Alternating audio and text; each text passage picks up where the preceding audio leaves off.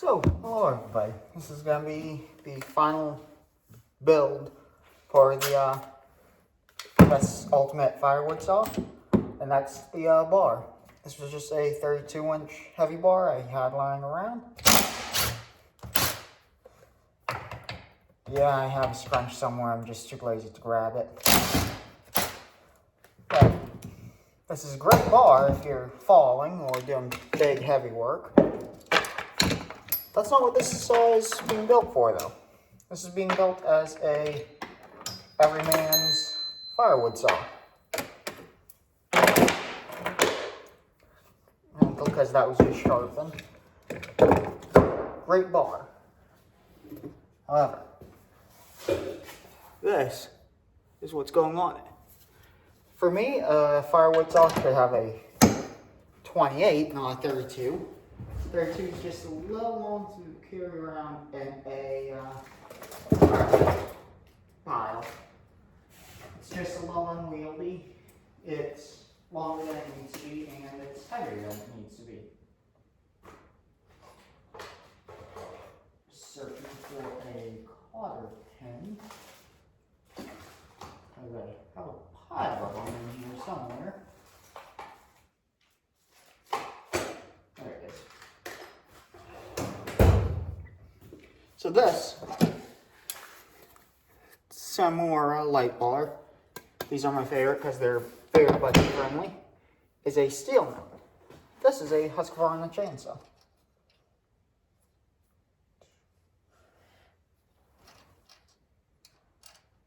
Okay, this is right. And you need, there it is, one of these. And that makes it even worse. This is a spacer made out of an old cotter pin. It slips onto the bar studs and just spaces the bar so that there's not excessive slop. If there's enough questions, I can make a video on making them, but they're very simple to make. Here comes the fun part of getting a old chain and tangle. Here it is. 3/8 pitch still, because especially on 60ccs, 3/8 is really all you need.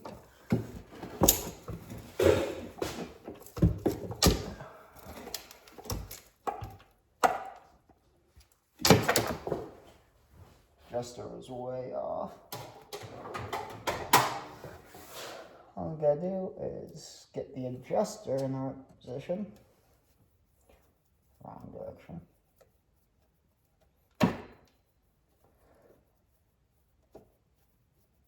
Thankfully, these adjusters have plenty of space to adjust them.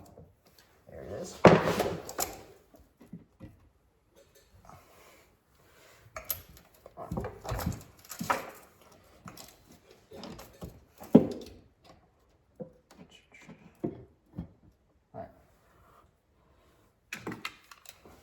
Everything's good there.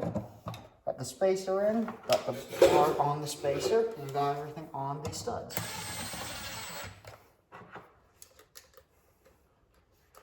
Tighten it up.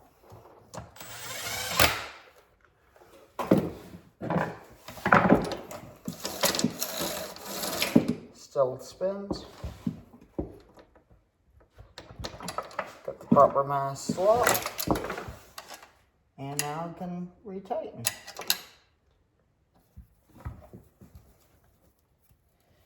As you can tell, I way loosened it just so that it didn't fight me. Now, tighten it back up. What I found on these light bars is if you're actually in the woods doing work with them, I run them just a touch tighter than you would a standard bar, but in the wood pile. That's perfect. I just want it just tight enough to come back up to tight to the bottom. And one bump.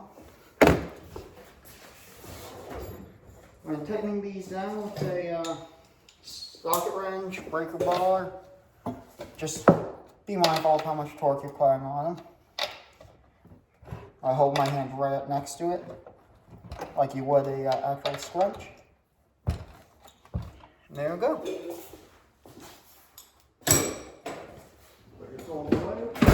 So you're finished with them. Now look at this. Set the bar and chain out of the way.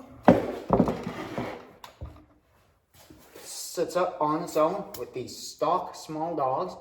Again, this is a firewood saw. You don't need the big oversized dogs, as when cutting firewood, very rarely are you using them. Just more weight, more complexity, and more cost. This bar, you can use any bar you want, but these similar light and tough bars are the best combination of lightness, toughness, and durability I found. They are fairly light.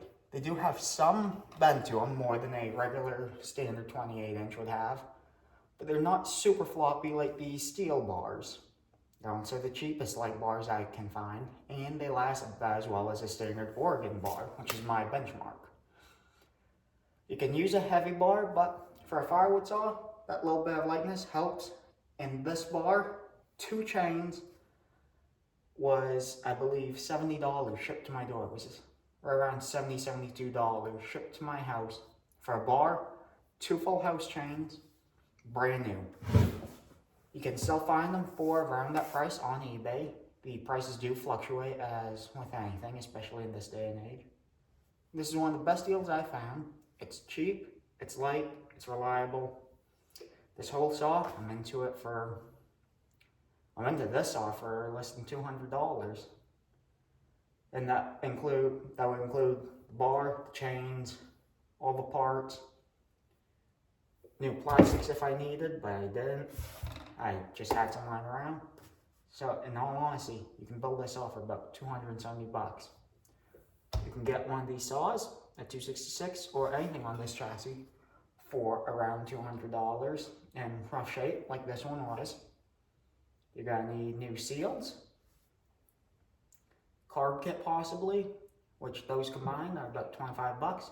And then another $70 for a bar and chain of your choice. And you're gonna be into it for still under $300, maybe a little more than the $275, but this is a very, very budget-friendly build that anyone can do. The porting, as you saw, was nothing special. Very simple. You don't even need a degree wheel because you're not moving the timing. The muffler mod, again, 3 horsepower. Just everything about this was done cheaply. However, it's not junk. It's a good bar. It's a good solid pork chop. It's a good muffler mod. This is just the beginning of this project, as I'd like to take this farther, show you more advanced porting, more advanced muffler mods, pipes, just get into more details of what you can do. But this is a good solid build that anyone can do, that's easy enough, and it's a great running saw. And I can start up for you guys right now. This hasn't been ran in 3-4 days.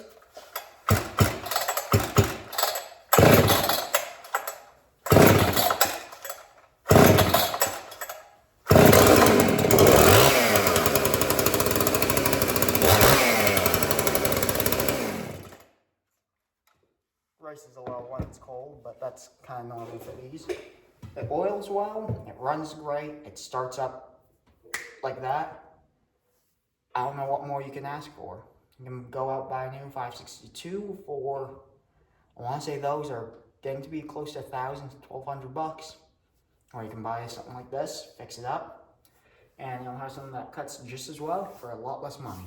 But thank you guys for watching, and keep an eye out. I'll still be working on this from time to time.